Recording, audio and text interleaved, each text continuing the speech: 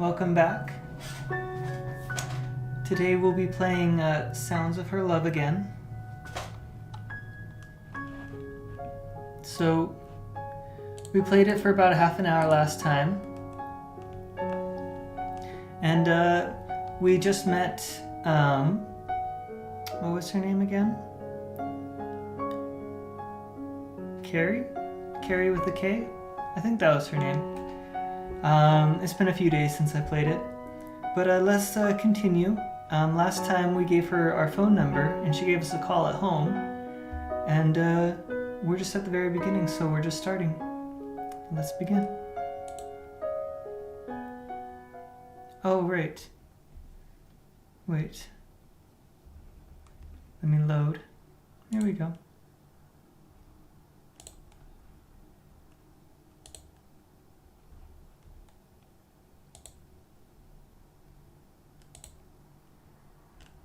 Alright. And continuing. An aromatic smell hits my nostrils as I enter the dining room. 3 pairs of eyes are looking in my direction. It seems my family are well into their meals. Finally decided to join us, brother. My little sister gives me a cheeky remark as I pull out the chair next to her and sit down to feast upon my now lukewarm meal. I'm too lazy to microwave it. How was school? You went about an hour early, didn't you? Oh, you knew that? I did tell you the clock was broken before you left. Oh, so that's what she was trying to tell me. You can hardly call it before I left. I was out the door at that point. Well, the extra school is good for your brother. Don't tell him about it next time. My father lets out an exuberant laugh as I continue eating.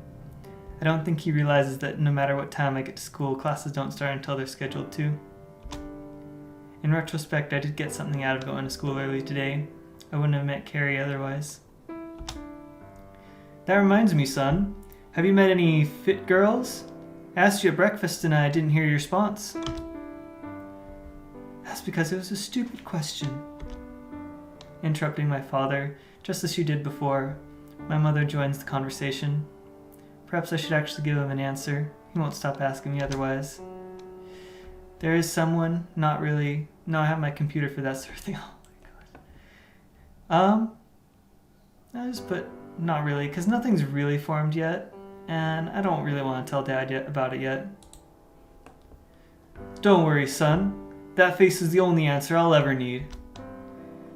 The look on your face, I know what it means. Go get her, son. My father gives me a thumbs up from across the table, and my mother bats him a scornful expression. He's not a pervert like you. You don't have to listen to him, Lux. A clean plate sits in front of me as I finish up the remnants of my meal. I want to leave the room quickly so I don't have to face any more questions my father might conjure up. I stand up from the chair, moving to the sink to quickly wash my dish. The thought of Keri lingers on my mind as I leave the room and make my way step by step up the stairs. It's not unreasonable to suggest that I could end up in that sort of relationship with her. There's no sign of her having any friends aside from myself, and she was pretty attractive, to be honest. Letting my mind wander like this isn't good. It's too early to think about developing my relationship with her. We only just met this morning. On the topic of Keri, I need to call her back in a minute. Waiting for her to call again isn't an efficient use of time. Swinging it open, the door to my room creaks as I enter. My eyes shift towards my desk and I reach out for my phone. Clutching the phone in my hand, I redial the last number that called and Keri's number appears on the screen. It doesn't take long for her to pick up. I wonder if she was waiting for me. It was a pretty quick answer. Hello? Hey, Keri. Where were we? We weren't really talking about anything. Oh, that's right. We weren't really talking about anything in particular before. How about we talk for a bit then? About what? Keri's stutter flares up again. It's kind of cute, but I wouldn't really tell her that. What am I saying? What about hobbies? Hobbies? Yeah. I mean, I know you like literature, but is there anything else you like?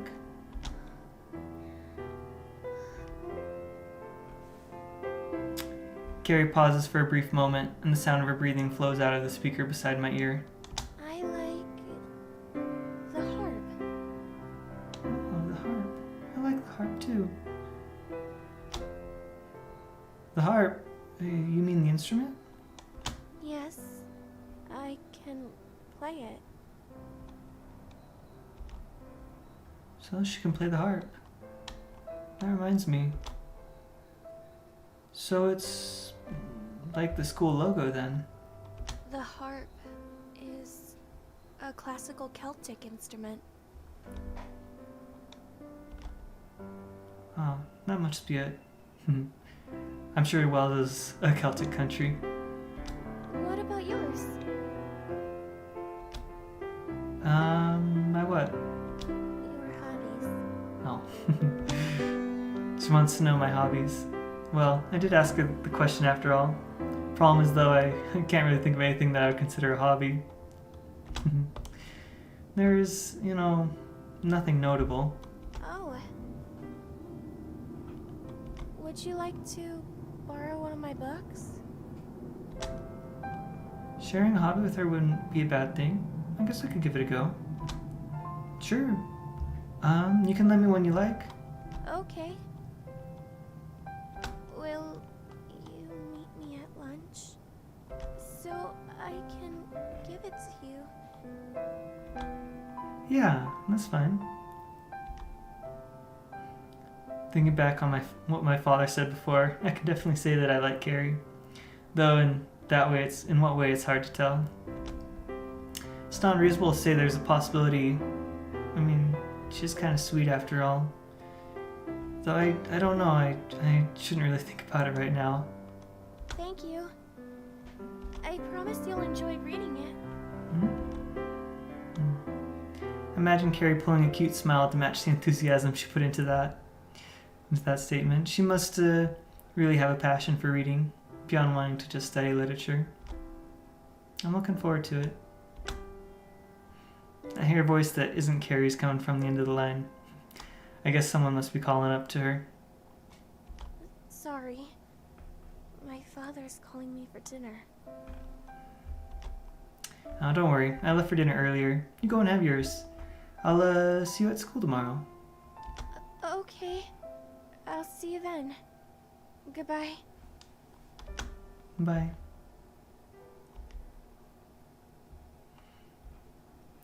The line falls silent as Keri hangs up, and I place the phone back down on my desk once again.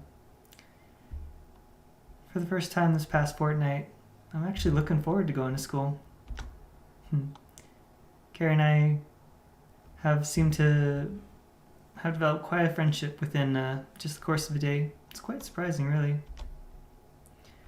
As I return to the seat at my desk, I peer at the sprawl of papers I have left lying before me. All right, I was doing homework. There's nothing else I can think of doing, so I reach up to the shelf where I'd left my workbook and continue on with the task I was doing. If I get it out of the way now, maybe I'll have more time later in the week to speak with Keri again.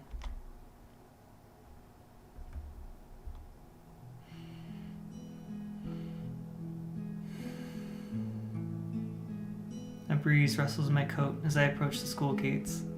In contrast with yesterday, I'm actually here at the right time. The sounds and sights of other students fill my mind as I move swiftly to get to homeroom. The mornings this time of year are very cold, but I expect it to be a lot warmer this far south. Dispelling the idle thoughts in my head, one thing sure is missing: presence of Keri. I kind of walked to school with her yesterday, so I guess I thought I'd see her again today. So I guess for her wasn't a mistake that she came so early. She told me to meet her at lunch, so she'd give me a book, didn't she? That sure is something to look forward to. My timetabled lessons don't look very promising, so it'll give me something to think about until then. The half classroom is split between those enthralled to begin lessons and the apathetic slackers who just want to get it over with. I sit at my desk and join the latter group.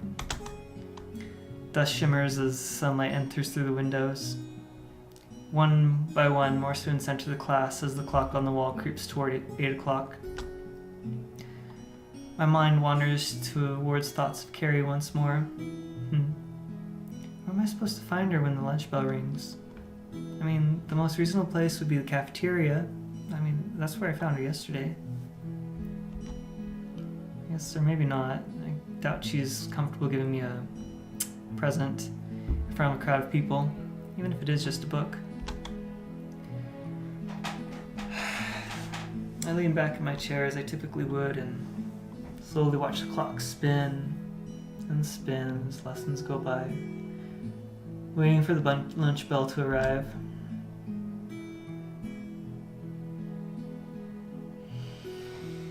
Stretching my arms, I look at the clock to check if the sounds I just heard wasn't a hallucination.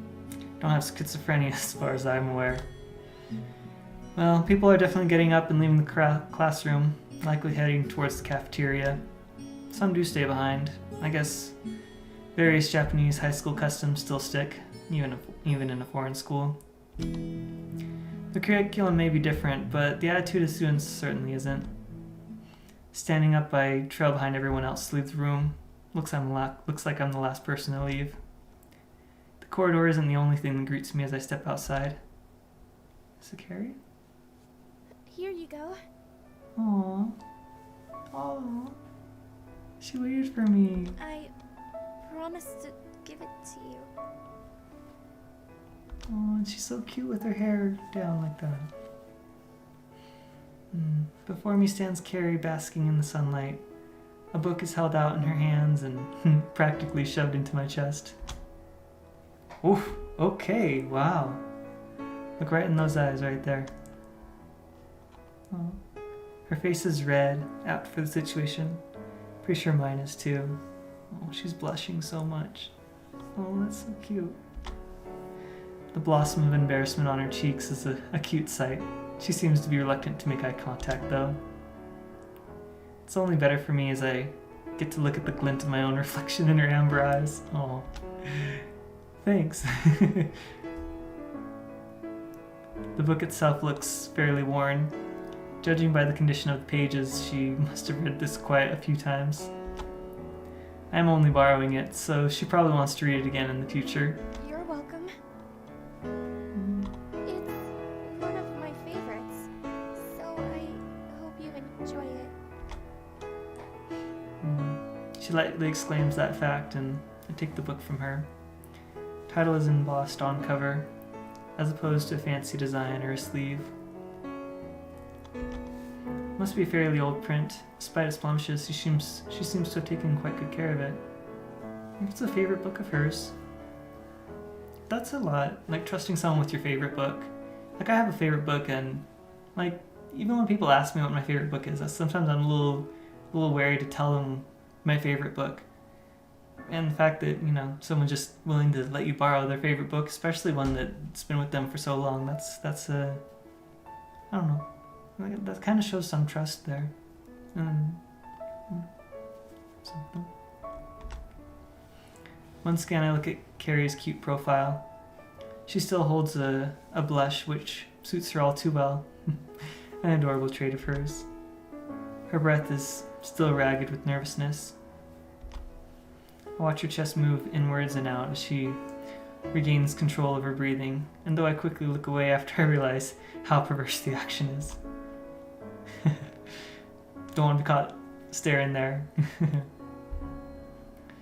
How about we get some lunch then? We can't keep standing around here. I slip the book into my bag carefully and invite Keri to join me for lunch. Sure.